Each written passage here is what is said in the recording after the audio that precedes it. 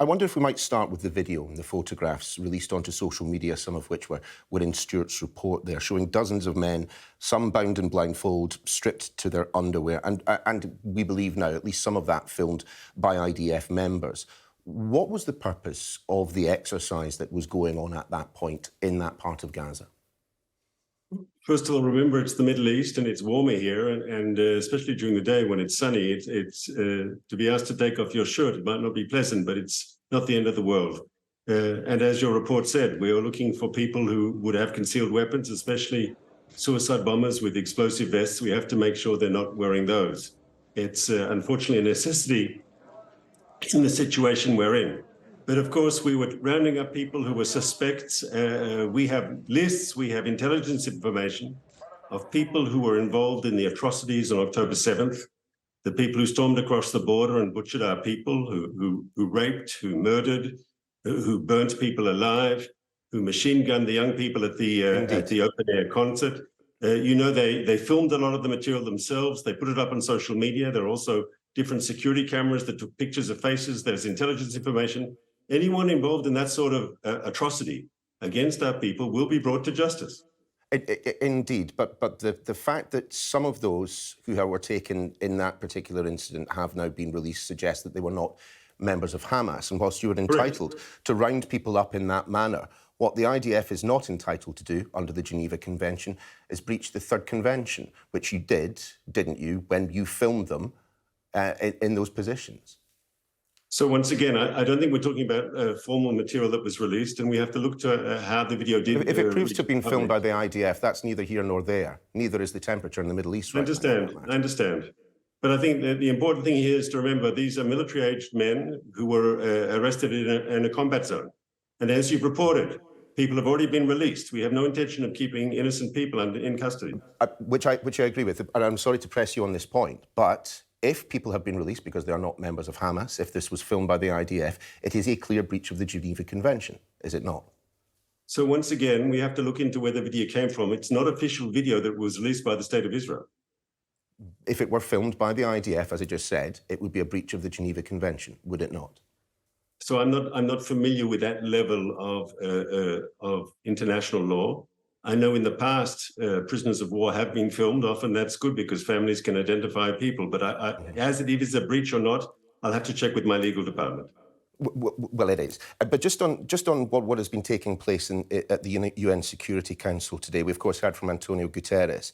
He said this: civilians in Gaza are being told to move like human pinballs, ricocheting between ever smaller slivers of the south without any of the basics of survival. Which part of Mr. Guterres' statement there is untrue? He's totally wrong. And he's been wrong for quite some time. He's already called for a unilateral ceasefire already a month ago. And had we agreed then, we wouldn't have had a single hostage out, you know, because we stood firm and we said only a ceasefire in the framework of release of hostages. Hamas finally agreed to that. They caved in, and we got 110 people out. Had we listened to Guterres, we wouldn't have had seen people get out, hostages who were held by Hamas, including more than 30 children. And you remember the pictures. Those children were reunited with families after 50 days of ordeal in captivity. They'd all still been held by Hamas had we agreed with his advice and agreed to a unilateral ceasefire a month ago. But on the statement that I just... strategically, if you'll allow me, he's wrong strategically because he's calling for a ceasefire that leaves Hamas in power in Gaza. Indeed, but on the statement that I just read to you, in the statement that I just read, I'm sorry, I'm going to have to interrupt you. On the statement that I just read to you, news again, talking about another round of fighting. There is no solution with Hamas in power. That is your position, but I'm asking you which part of the statement that civilians in Gaza are being asked to move around the south, ever smaller slivers of the south, without any of the basics of survival, which part of that is untrue?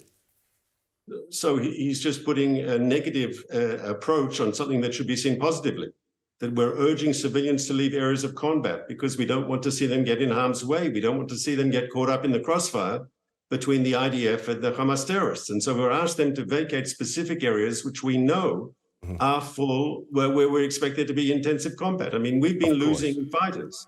We've been taking out Hamas terrorists. I understand Israel's... It's humanitarian to ask civilians to leave such areas. I understand your opposition to what is being said by the UN Secretary-General. I get that. But it is not only the UN Secretary-General that is raising concerns, not simply about the treatment of civilians, for example, in the footage that we've just saw, but the deaths of civilians. The UK's ambassador to the United Nations described the scale of civilian deaths as shocking and that they need protected. This is an ally of Israel saying this. And for a diplomat to say that at the UN Security Council of all places, you, Mr. Regev, understand very, very well the power of diplomatic language. To describe the death toll among civilians as shocking must mean that it is rather more significant than that. No, I agree. I'm also shocked by the deaths, and we have to ask, why is it happening? Because while Israel is urging people to leave combat areas and not to get caught up in the crossfire, Hamas has had the opposite policy of not allowing people to leave, even at gunpoint, of demanding that they remain because they want Gaza civilians as a human shield for their war machines. Why else have they built their military machine under civilian neighborhoods? Of course they want the civilians to stay, so they'll get killed. From a Hamas's point of view, every civilian death is a propaganda victory. But Barbara Woodward's criticism of Israel's actions right now, the UK's ambassador to the United Nations, is not limited to that. She also picks up on Israel's plans to build, yet again, illegally on the West Bank. She says, let's be clear, settlements are illegal under international law. They present an obstacle to peace and they threaten the physical viability and delivery of a two-state solution. Now, you may well disagree or agree with parts of that statement, but it is true, isn't it, that you are being criticised at the highest levels right now for the way in which, by your allies, for the way in which you are prosecuting this war. So I would remind my friends in the British government, and I have many friends there, that in Gaza, as you will recall, as was reported on Sky, we took down all the settlements in 2005. We took out every last settlement. And did that help us make peace with Gaza? Unfortunately, well, they were illegal. Not. This is not, when you're dealing with a group like Hamas, it's not about what borders the Jewish state has. They don't think we have a right to exist in any borders. They are a ferocious enemy of peace. And it's for them, Tel Aviv is a settlement. For them, all of Israel is an illegal settlement. They believe every Jew should be killed. That's the point. Mr. Regev, good to talk to you this evening. Thanks very much for your time. Thank you for having me, sir.